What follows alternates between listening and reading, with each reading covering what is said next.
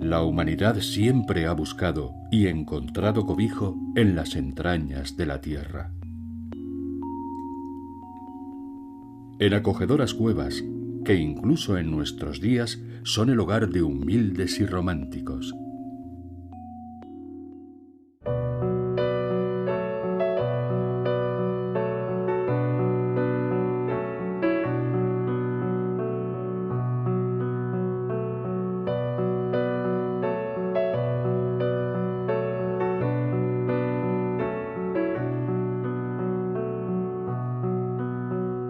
Cuevas.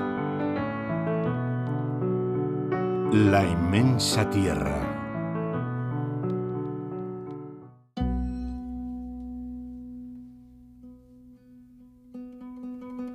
Aunque puede resultar extraño, cada vez son más las personas que sueñan con vivir en los hogares de nuestros antepasados.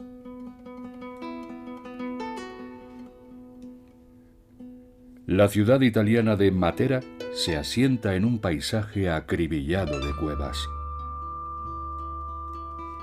Debido a su deplorable estado, estas singulares cavernas fueron declaradas inhabitables en 1952 y sus moradores fueron realojados en un largo proceso que duró hasta comienzos de los 70.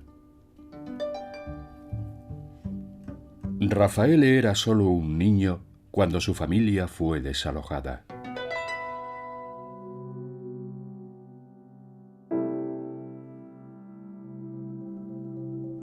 Yo nací en los famosos Sassi de Matera y allí viví hasta los 6 años. Yo tenía esa edad en 1963, cuando mi familia fue realojada en la parte moderna. Estos asentamientos son muy antiguos. Todo comenzó en la Edad de Piedra, en estas cuevas que aquí llamamos Sassi, que significa piedras.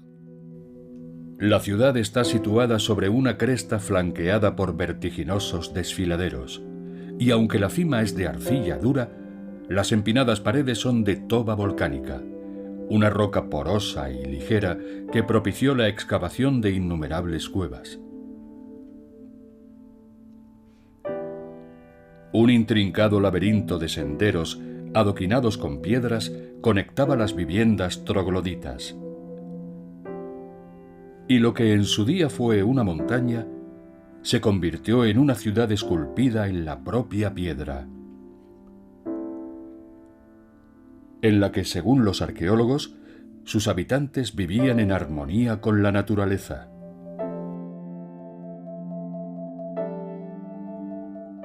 Las primeras cuevas fueron excavadas en lo alto de la montaña y poco a poco la excavación continuó ladera abajo y de izquierda a derecha, perforando entradas en todo el perímetro desde la cima hasta la base y creando en el interior un laberinto invisible. El 80% de los Sassi de Matera fueron excavados por el hombre. Fue un proceso largo, extenuante y laborioso que levantó un montón de polvo. Los recuerdos de infancia de Raffaele permanecen vívidos en su memoria, como si no hubiera pasado el tiempo.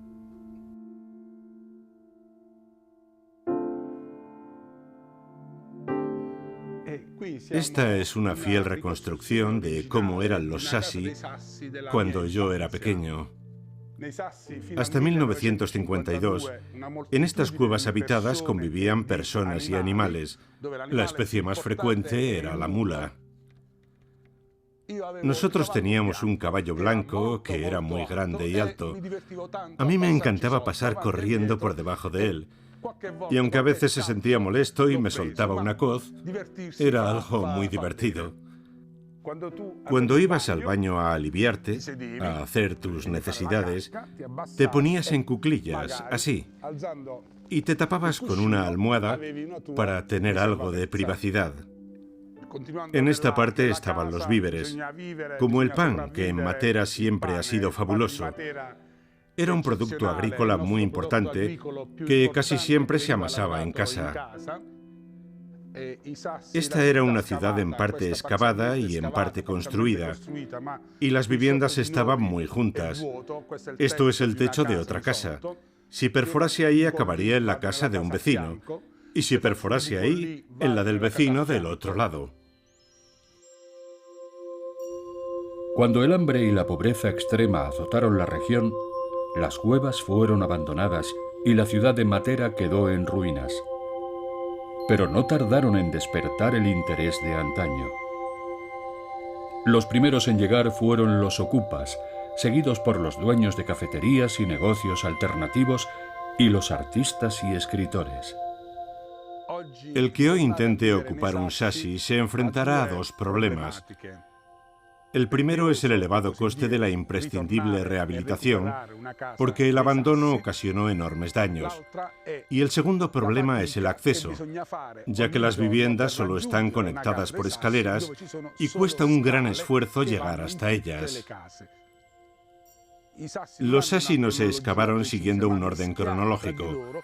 Puedes encontrarte una casa del siglo XIV al lado de otra del XVIII, o una cueva de hace 1000 años al lado de otra excavada en los años 50, donde estuvo viviendo una familia justo antes de ser realojada.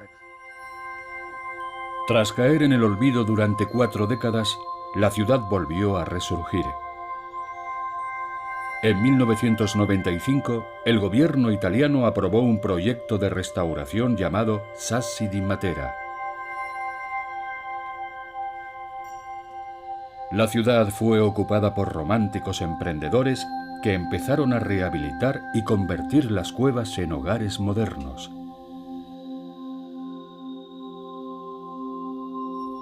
Antonio es un arquitecto radicado en Matera, al que apasiona la recuperación de tan valioso patrimonio.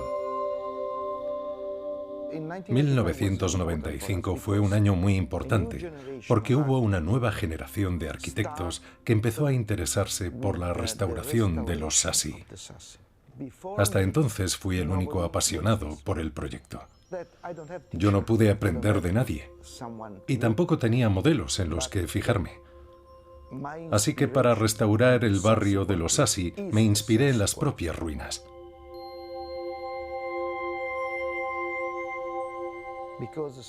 Si tienes la capacidad de escuchar lo que dicen las piedras, descubrirás que cada una tiene su propia historia que contar. Antonio ha transformado numerosas cuevas en hogares cómodos llenos de encanto.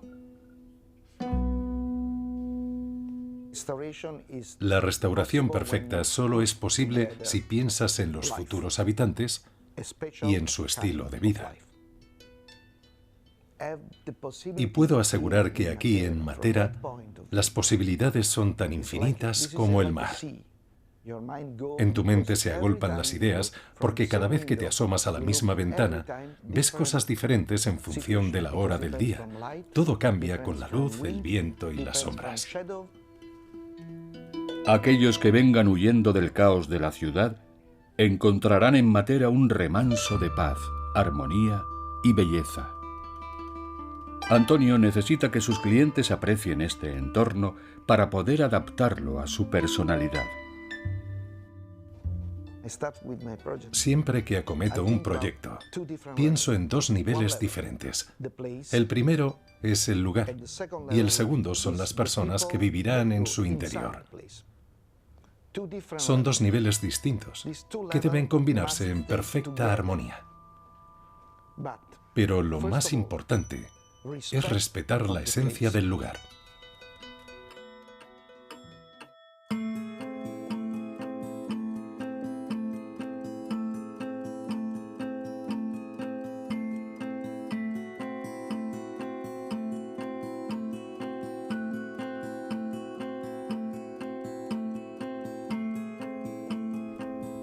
Francesca es de Siena, de la región de la Toscana.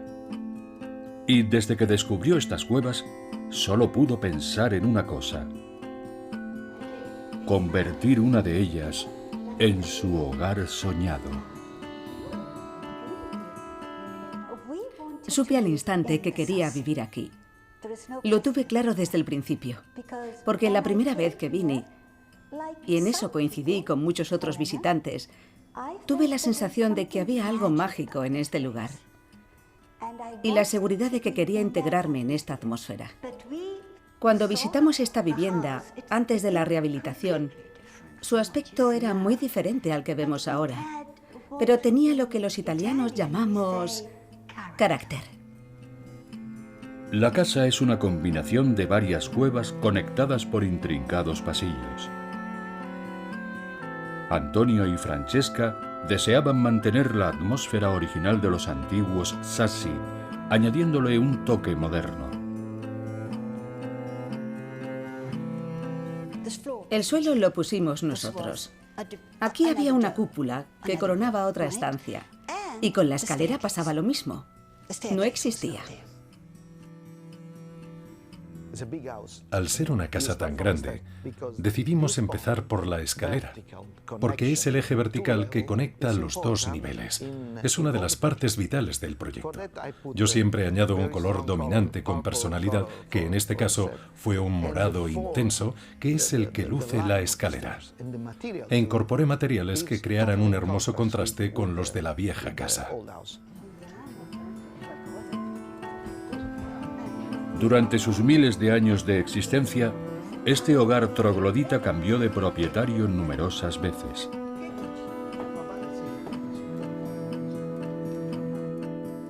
Su historia quedó registrada en sus muros y en sus diseños, que el paso del tiempo fue difuminando. Pero Francesca y Antonio lograron preservar parte de su pasado, incluido este antiquísimo mural.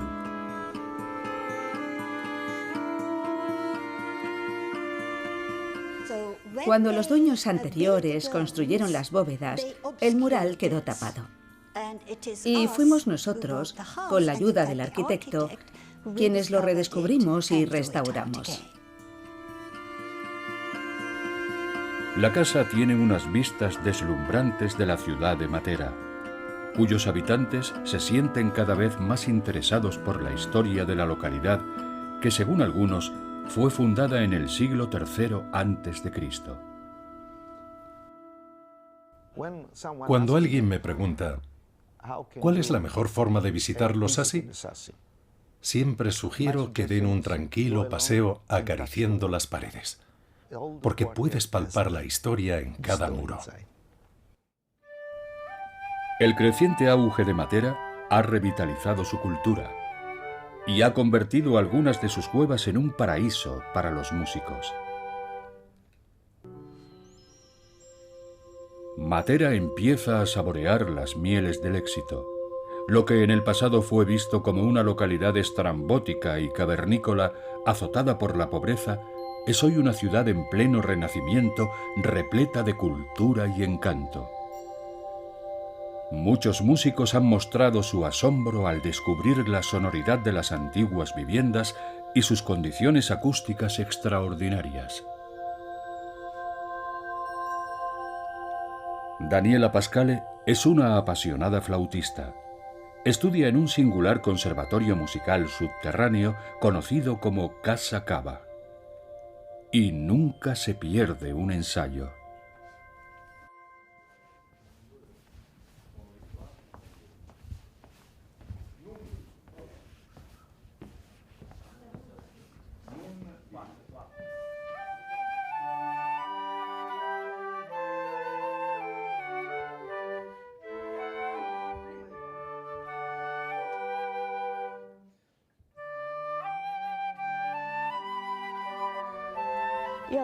Llevo 9 años tocando la flauta. Siempre he buscado a los mejores profesores y cuando supe que este conservatorio cuenta con un magnífico profesor de flauta, enseguida me decanté por él. También me ilusionaba ingresar en flauta en curso, el conjunto instrumental que dirige el maestro Muolo. Sus compañeros también han venido desde toda Italia para estudiar música en Casa Cava. Esto es una antigua cantera de toba volcánica que se extrajo para construir las casas de la superficie. Pero en 2011 fue descubierta y reconvertida en un auditorio, junto con otras 10 cámaras similares, donde hoy resuena la melodiosa música de Matera. Es una estructura tan hermosa como admirable. El auditorio tiene un aforo de 150 butacas y está inmerso en un marco arquitectónico moderno y muy singular. Comenzó a ofrecer espectáculos hace 2 años y su acústica es extraordinaria. Es el lugar perfecto para grabar un CD, gracias a sus formaciones únicas de toba volcánica y a su superficie rugosa e irregular. Sutiles modificaciones crearon un entorno acústico aún más equilibrado.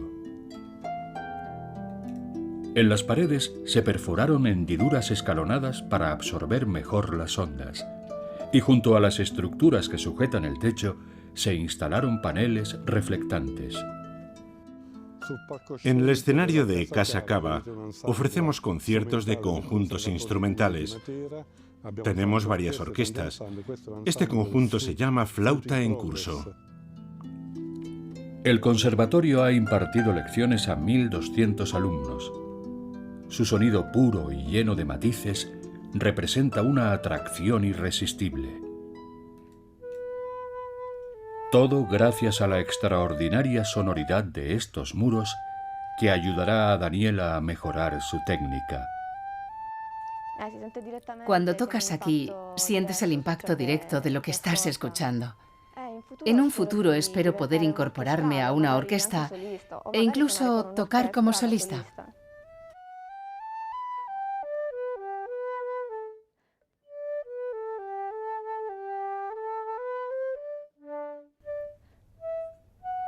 La ciudad recupera su esplendor pasado gracias a una cuidada y laboriosa reconstrucción.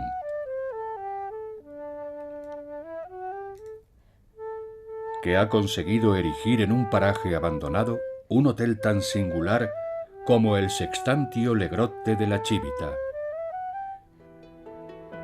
Sus sencillas y confortables habitaciones permiten imaginar cómo era la vida en las antiguas cuevas.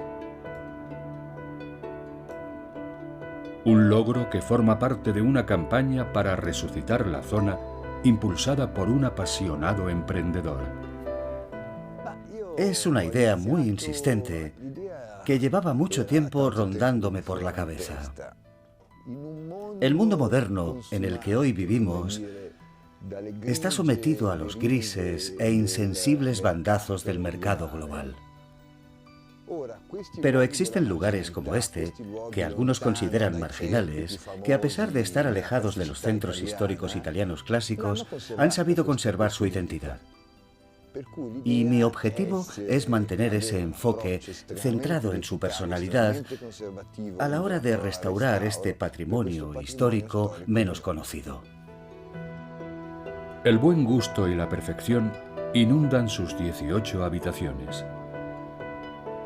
Pero estas son algo más que un simple alarde estético con un toque de lujo. Son la prueba del esfuerzo de sus diseñadores por resucitar la estética y el espíritu arquitectónico de un pasado lejano. Muchos lugares históricos presentan graves daños causados por un largo abandono, lo que te obliga a restaurarlos respetando ciertos límites. Nosotros elegimos un enfoque muy conservador, porque aquí se respira historia.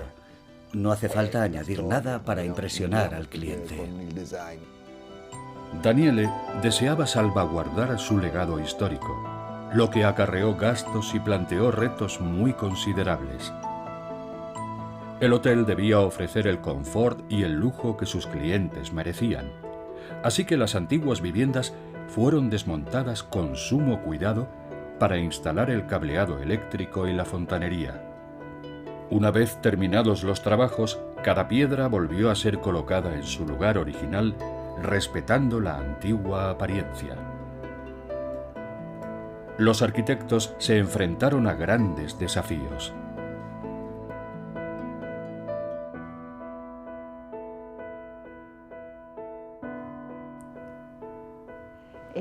Nuestro reto era ser capaces de materializar la idea que nos transmitió Daniele.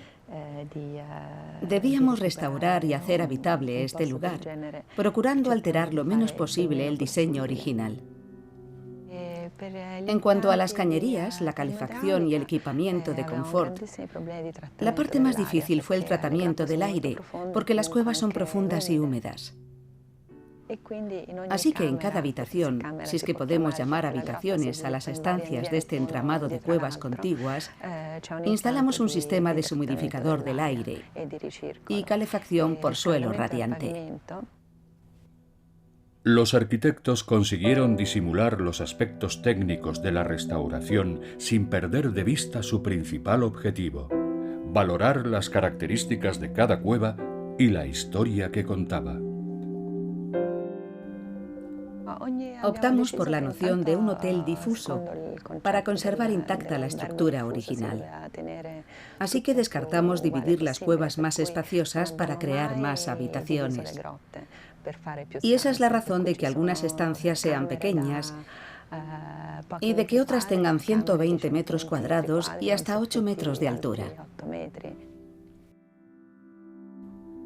Daniele planea expandir el hotel adquiriendo las viviendas adyacentes, siempre movido por el mismo ideal: brindar al cliente la experiencia única de hospedarse en una cueva respirando el pasado de la legendaria Matera. Es un lugar cálido e intenso, en cuyas paredes casi puedes palpar la historia y las vivencias de sus antiguos moradores. Este fue un lugar muy pobre en el que la miseria, la malaria y otras enfermedades diezmaron a la población. Y aún así sus habitantes, en especial los mayores, hablan de aquel pasado con profunda nostalgia. Lo que me hace pensar que esta preservación respetuosa del patrimonio histórico va a convertirse en un modelo a seguir, al menos en Italia.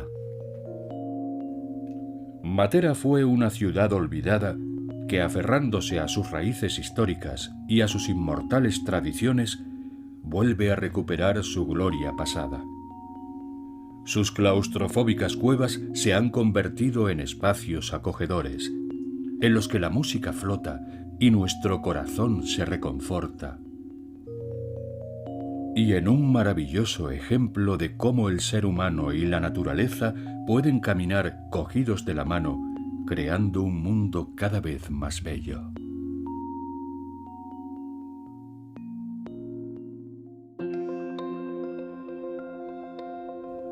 En muchas leyendas, las cuevas son lugares hostiles y peligrosos.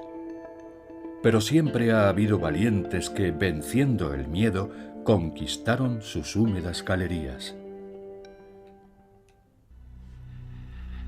En algunas narraciones de la antigua Grecia y la poderosa Roma, las cuevas fueron descritas como portales del infierno. Su oscuridad y su aislamiento crearon una imagen tenebrosa, que hoy sigue siendo desafiada por una increíble aldea del siglo XIII situada a 1 hora de camino de la ciudad iraní de Tabriz.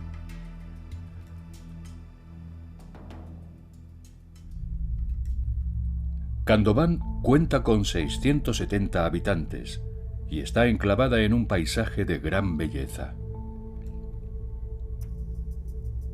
en el que destacan el monte Saján, un estratovolcán, y el hermoso valle del río Osku. Su imagen parece sacada de un cuadro antiguo o de una imaginativa tarjeta postal. Pero su característica más especial es que sus habitantes viven en cuevas, en hogares trogloditas en forma de cono. En un pasado ya muy lejano, una erupción del monte Saján esparció roca y cenizas por todo el territorio, formando estructuras que fueron compactándose hasta adoptar su actual forma cónica. El volcán se encuentra hoy inactivo. Su última erupción se produjo hace 11.000 años, por lo que estas maravillas arquitectónicas no tienen nada que temer. La sabiduría local afirma que los primeros pobladores llegaron a esta zona remota hace más de 800 años.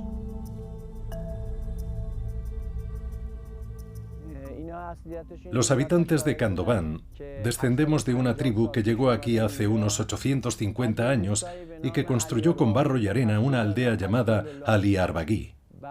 Pero el clima era muy frío, y como ni ellos ni las ovejas se sentían a gusto allí, decidieron ascender por las laderas de las montañas para encontrar un lugar más confortable. Y fue entonces cuando excavaron estas oquedades y se instalaron en ellas.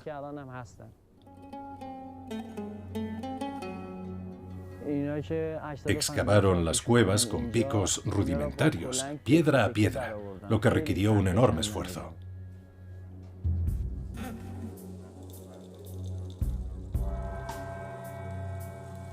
Los tiempos han cambiado, pero la excavación sigue siendo un trabajo duro y difícil. Continúa siendo una tarea ardua y fatigosa, pero para nuestros antepasados las cosas eran mucho más difíciles. Sus herramientas eran muy primitivas, por lo que no podían esculpir paredes y suelos perfectamente lisos. Tampoco tenían red eléctrica, así que debían afilar sus picos con pieles de oveja, una tarea que requería unas cuantas horas. Pese a disponer de electricidad, los excavadores siguen construyendo sus moradas utilizando las técnicas tradicionales, lo que los obliga a desplegar toda su fuerza, habilidad y experiencia. Lo primero que hacemos al inicio de la jornada es afilar los picos, y cuando están listos comenzamos a trabajar, casi siempre hasta que cae la noche. Empezamos por la puerta, cavando un hueco en la piedra de una anchura que oscila entre 100 y 120 centímetros. Después excavamos hacia adentro y a izquierda y derecha, unos 4 metros a cada lado. La puerta es la parte más difícil porque la superficie exterior suele ser más dura. Es una labor complicada que solo un maestro experto sabe realizar. Cuando terminamos de excavar la puerta, continuamos hacia el interior para vaciar el espacio en el que irán las habitaciones. Nivelar el suelo y los muros es otra tarea difícil que requiere 2 o 3 años de experiencia. Hacer las ventanas es bastante más fácil. Una vez nos hemos adentrado en la cueva y creado el espacio que necesitamos para que la vivienda sea amplia, podemos acordar su emplazamiento y también sus medidas. Tu intuición te señala la ubicación más adecuada y dónde deben ir colocadas. Gorbán y sus empleados no solo excavan viviendas. La aldea está creciendo y las cuevas han empezado a alojar restaurantes y hasta un hotel de varias plantas. Es un trabajo muy cansado, por lo que solo podemos excavar un tiempo máximo de 5 horas al día. Ahora estamos abriendo un enorme hueco para la construcción de un hotel y no podemos extraer más de 8 carretillas diarias. Si aumentáramos el ritmo, al día siguiente no podríamos ni levantarnos.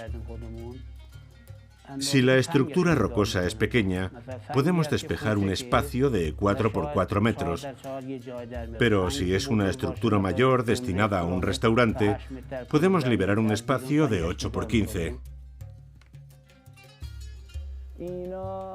El tamaño es lo que condiciona la duración de una obra. Puedes excavar una casa pequeña en tan solo un mes, pero una mucho más grande puede necesitar hasta 6 meses de trabajo. Hace no mucho se construyó un refugio con capacidad para 200 ovejas. Un establo cuadrado de más de 10 metros de lado que exigió la dedicación total de 4 obreros durante 8 meses.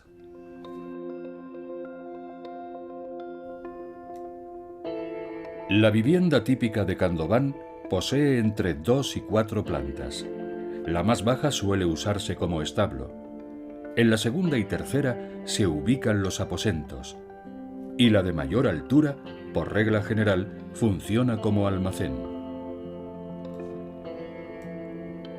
Estas moradas perforadas en la roca siempre han sido una alternativa a la construcción en tierra firme gracias a sus virtudes naturales. La piedra pómez, expulsada por el volcán, es un elemento omnipresente en las cuevas.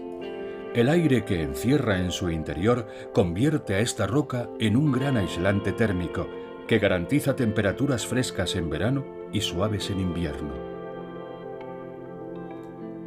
El calor inicial de los residuos de la erupción ayudó a compactar las estructuras creadas, formando robustos muros capaces de soportar niveles superpuestos y resistir la violencia de un seísmo. Estas viviendas son casi indestructibles. Su fortaleza les permite aguantar las lluvias más intensas sin ningún tipo de filtración e incluso las sacudidas de un terremoto. Otra virtud natural que brinda la peculiar composición de esta roca volcánica es su aislamiento térmico.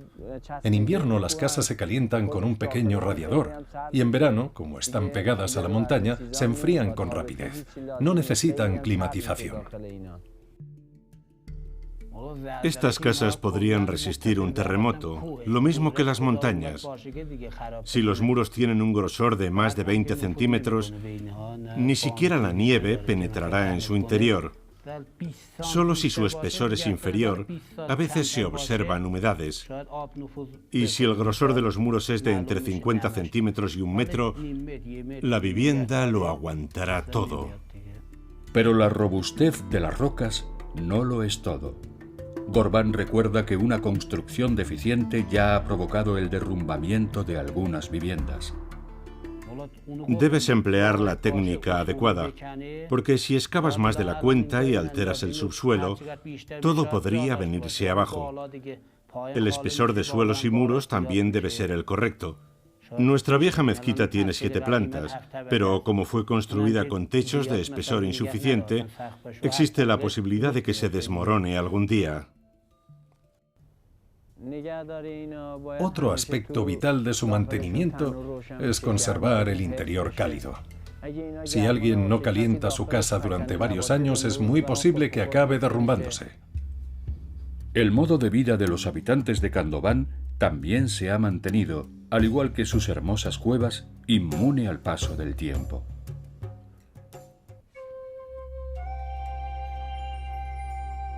En la aldea también existen edificios modernos, pero su mayor orgullo son sus viviendas rocosas en forma de cono que recuerdan a una gigantesca colonia de termitas. La civilización no ha alterado sus sencillas costumbres. Sus tradiciones culinarias son un reflejo de un modo de vida basado en la tierra y en el comercio de hierbas y especias con las comunidades vecinas.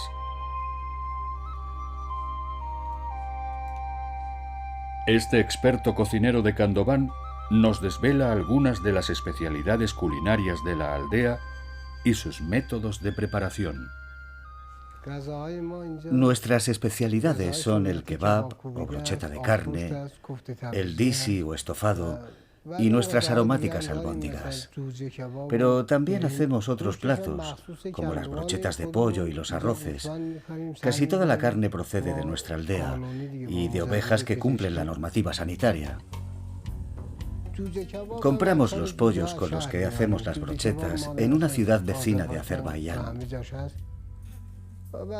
Pero la carne de las albóndigas, nuestras famosas kufte, proviene de nuestra aldea. Y las verduras y las especias también son cosechadas aquí. Yabani aún recuerda los métodos de conservación ancestrales que se usaban hace 30 años cuando él era casi un niño. En el pasado, y hasta hace no muchos años, empleábamos carne en conserva para elaborar el disi, el estofado. En aquel entonces no teníamos frigoríficos que mantuvieran frescos los alimentos, así que conservábamos la carne en su propio aceite. Los jóvenes ayudan a sus progenitores a cultivar y cosechar los campos, cuidar de los animales y a excavar cuevas. Oficios tradicionales que, junto a la confección de tejidos, fueron introducidos por los fundadores de la aldea. Mohammad se gana la vida como pastor y nunca ha querido ser otra cosa.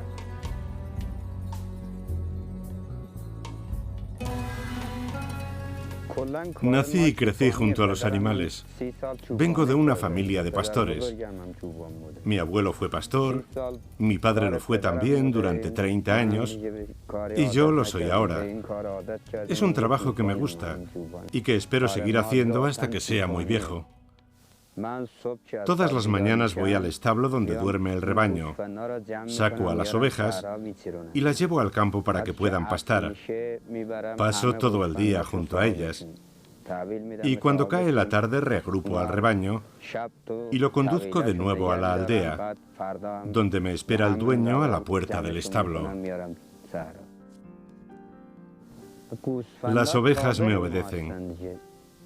Hacen todo lo que les digo, porque saben que pienso en ellas y en su bienestar. Se acostumbran desde muy pequeñas a escuchar tu voz y a comprender tus órdenes. Las cuevas también acogen a las ovejas. Cuando hace calor, pasan el día entero en campo abierto, donde pueden atiborrarse de pasto y pasear por los alrededores sin alejarse mucho, para no convertirse en presas de algún lobo errante.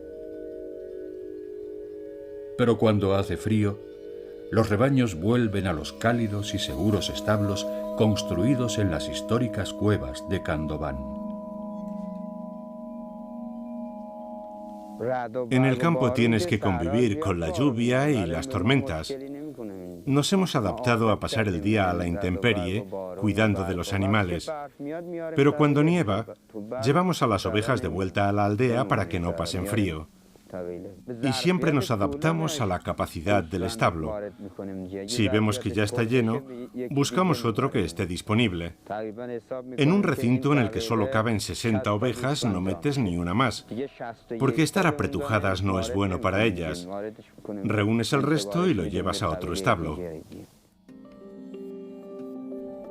Mientras los hombres están en el campo, las mujeres trabajan tejiendo alfombras.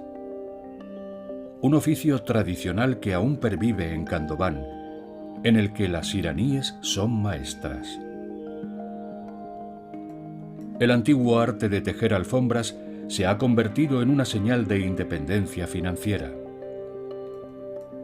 Estas maravillas confeccionadas a mano durante los fríos días del invierno reportan a sus autoras sustanciosos ingresos. Las tejedoras se mantienen fieles a los diseños tradicionales de su comunidad. Aprendemos una serie de patrones inspirados en nuestra cultura y los recreamos en cada alfombra para rendir homenaje a nuestros símbolos tradicionales. Las alfombras decoran los suelos y también las mesas. Se venden a un buen precio y son nuestra principal fuente de ingresos. Pueden parecer caras, pero valen lo que cuestan.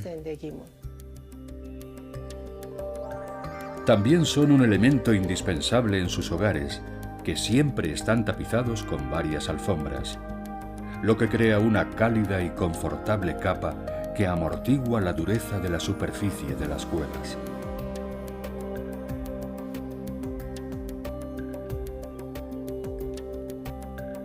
La artesanía tradicional de Khandován es un factor vital de su economía y una parte integrante de su patrimonio cultural. Las madres enseñan a sus hijas esta técnica ancestral y así se va transmitiendo de generación en generación. La confección de alfombras es un valioso arte tradicional que incluso mis hijos varones están aprendiendo. Khandován ha dejado de ser un lugar secreto y escondido. Sus insólitas moradas se han convertido en una atracción irresistible para miles de visitantes que viajan hasta aquí para contemplar este prodigio. El turismo se ha convertido en una industria floreciente y ha impulsado a muchos de los habitantes de la aldea a cambiar de oficio. Nuestro modo de vida y nuestras ocupaciones tradicionales, como el pastoreo, la agricultura, la excavación de cuevas y la confección de alfombras, no han cambiado apenas durante los últimos 200 años. Los oficios que practicaban nuestros antepasados siguen siendo los más populares. Pero las cosas han cambiado un poco. Khandován se ha convertido en un destino turístico que recibe cada año a miles de visitantes. Y gracias a eso, ahora contamos con otra fuente de ingresos.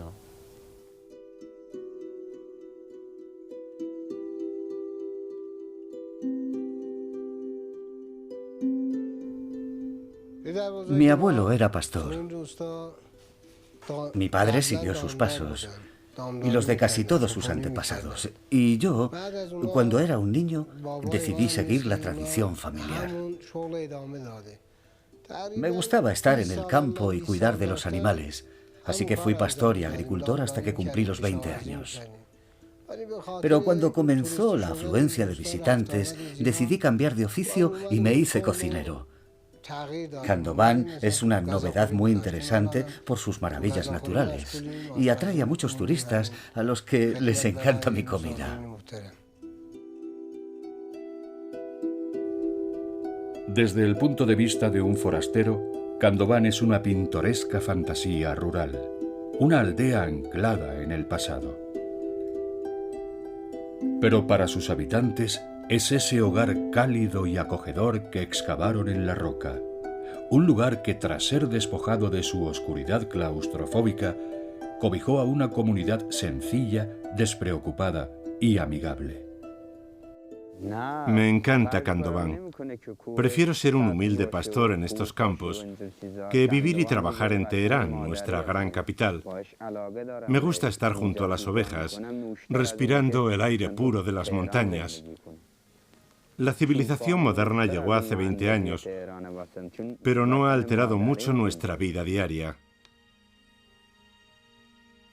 A mí me gusta ser pastor y cuidar de los animales. Puede que mi sueldo sea modesto, pero soy feliz viviendo aquí, junto a mi querida familia.